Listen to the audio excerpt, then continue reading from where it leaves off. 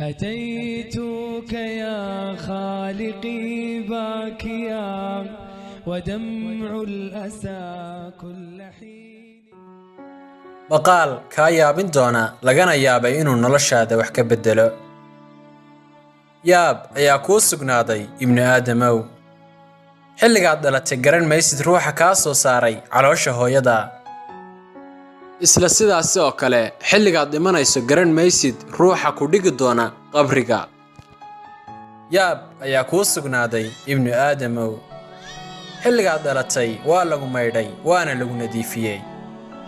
isla sidaas oo kale xilligaad dhimanayso waa lagu maydhi waana lagu nadiifin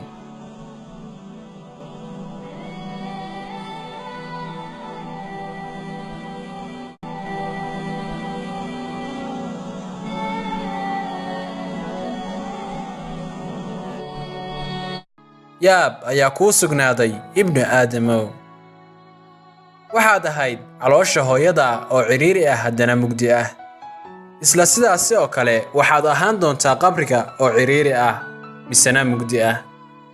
yaab ayaa kuu sugnaaday ibnu aadamow xilligaad dhalatay waxa lagugu qabtay maro si laguu asturo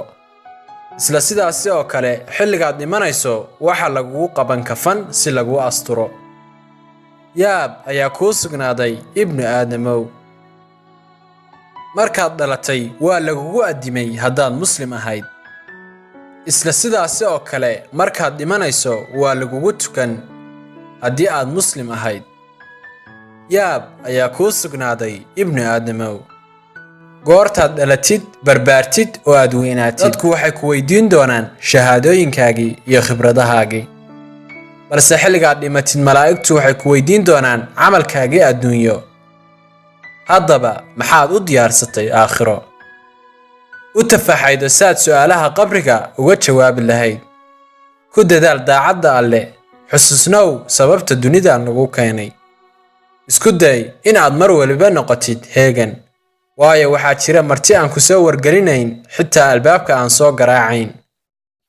ma taqaanaa martidaas waa malakul mawt